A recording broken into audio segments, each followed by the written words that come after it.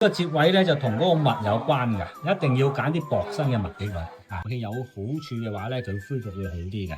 嗱，呢個厚身嘅襪咧，醃住咗咧會有比較差啲，同埋咧會真厚。尤其是呢啲鞋咧，不斷咁摩擦到個皮膚，呢個位就會越嚟越厚，同埋越嚟越。嗱，呢個手咧一睇咧就知時間好長噶啦，有4-5日喎，係咪？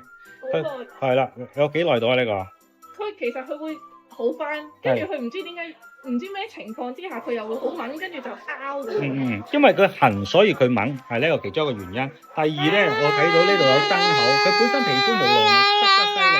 好啦，佢係情緒係有問題喎，佢敏嘅喎，佢一敏緊佢皮膚會差㗎，你唔可以俾佢激親佢啊！得，我睇埋條脷仔，